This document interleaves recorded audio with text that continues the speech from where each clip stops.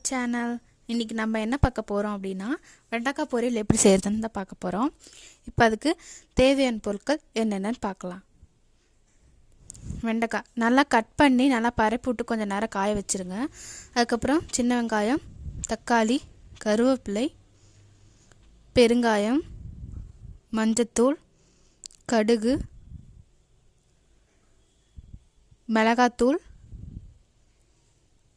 அப்புறம் சாம்பார் தூள் கொஞ்சம், அப்புறம் தேவையான அளவுக்கு எண்ணெய். இப்போ செய்முறைக்கு போகலாம்.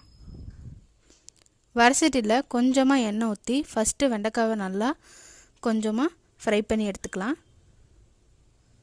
நல்லா ஃப்ரை பண்ணிவிடுங்க. நான் கொஞ்சம் நல்லா வறுத்தெடுத்துக்குங்க. கொஞ்சமாக எண்ணெய் ஊற்றி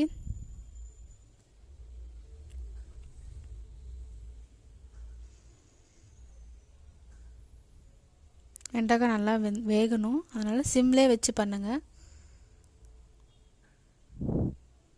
நல்லா வெண்டைக்காய் வணங்குற வரைக்கும் நல்லா வணங்கினதுக்கப்புறம் அதை தனியாக எடுத்து வச்சுருங்க தட்டில். அதுக்கப்புறம் திருப்பி வடை சட்டியில் எண்ணெய் ஊற்றி எண்ணெய் காய்ஞ்சதுக்கப்புறமா கடுகு,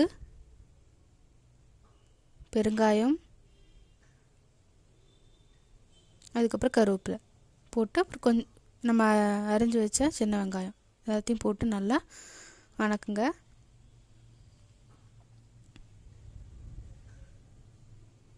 வெங்காயம் நல்லா வதங்குற வரைக்கும் வணக்கிட்டே இருங்க.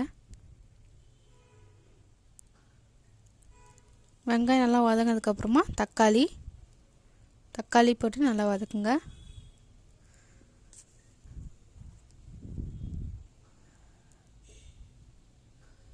வெங்காய தக்காளி வதங்கினதுக்கப்புறமா நம்ம வதக்கி வச்சுருந்த வெண்டைக்காய் அதில் போட்டு ஆட் பண்ணி நல்லா வதக்குங்க.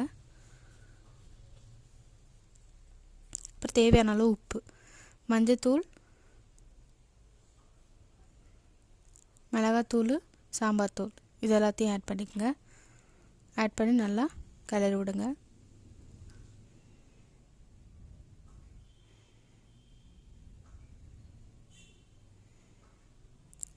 நல்லா கிளறி விட்டு சிம்மில் வச்சுருங்க. ஹையில் வைக்க வேண்டாம், சிம்லேயே வச்சு நல்லா வணக்க விடுங்க. நல்லா வேகணும். உங்களுக்கு வேணும்னா தேங்காய் திருவி போட்டுக்கலாம், வேணான்னா அதை நீங்கள் ரிஜெக்ட் பண்ணிக்கலாம். அவ்வளோதான், வெண்டைக்காய் ரெடி. இதே மாதிரி நீங்களும் வீட்டில் ட்ரை பண்ணி பார்த்துட்டு எப்படி இருக்குன்னு கமெண்ட்டில் சொல்லுங்கள். இதேமாரி ஒரு நல்ல ரெசிபியோடு அடுத்த வீடியோ உங்களுக்கு சந்திக்கிறேன்.